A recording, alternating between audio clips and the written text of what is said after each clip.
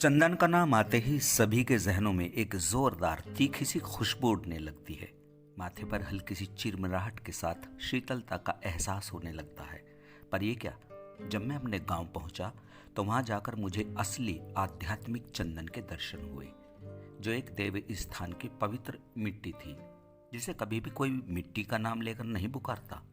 बस केवल आप लोगों को बताने के लिए मैंने उस चंदन को ऐसा कहा। घर में एक शुभ कार्य, बिटिया की शादी का इनविटेशन कार्ड लेकर जब मैं अपने बड़े भाई और भतीजों के साथ अपने गांव पुट्ठी धनौरा पहुंचा, वहां चाची जी के चरण स्पर्श करने के बाद जलपान और शादी की बातें करते रहे। मुझे अचानक याद आया कि मैं घर से एक कार्ड अपने कुल देवता को निमंत्रण के लिए लाया हूं। मैंने चाचा जी के लड़के पप्पू भाई को साथ लिया और चल पड़े अपने कुल देवता के दर्शन के लिए, जो कि लगभग 1 किलोमीटर की दूरी पूर्व दिशा शिवालय से कुछ आगे ही उनका भव्य स्थान है। वहां पहुंचकर दीप धूप जलाकर मैंने कार्ड रखते हुए श्रद्धा से 2 मिनट की विनती कर अपने सिर को झुकाकर कुल देवता को निमंत्रण दिया। वहां का वातावरण बेहद शांत था। चारों ओर घने झप्पेदार पेड़ थे, हरियाली इतनी कि बस आंखों को एक अलग ही सुख का एहसास करा रही थी। कुछ देर बाद हम जैसे ही चलने लगे तो भाई बोला, अरे चंदन तो ले लो।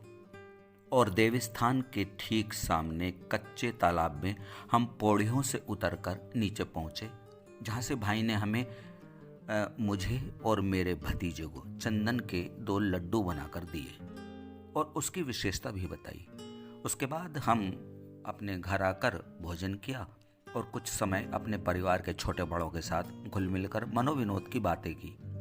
चाची जी की उम्र ज़्यादा होने के कारण ज़रा सा भूलने लगी थी, पर 85 वर्ष पार के बाद भी हल्के शरीर के कारण बिस्तर पर नहीं टिकती थी।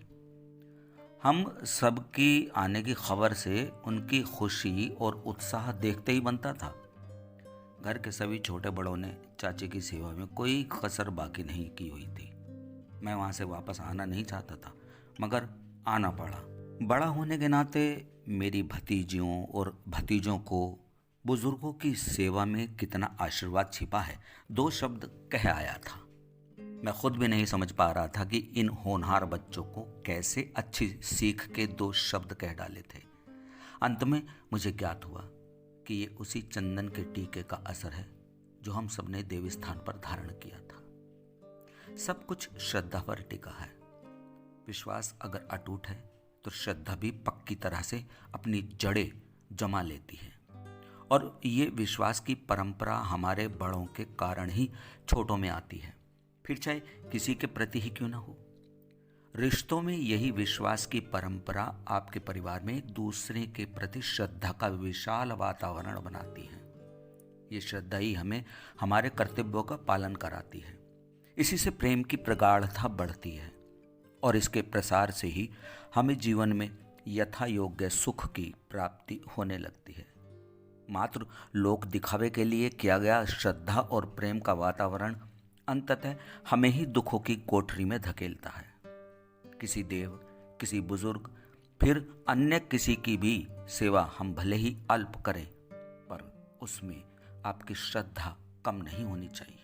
विश्वास कीजिए, ये विश्वास देव स्थान जैसी चंदन की खुशबू की तरह है, जो बाहरी वातावरण को नहीं, भीतरी आवरण को भी हमेशा महकाए रखता है, सदा सदा के लिए।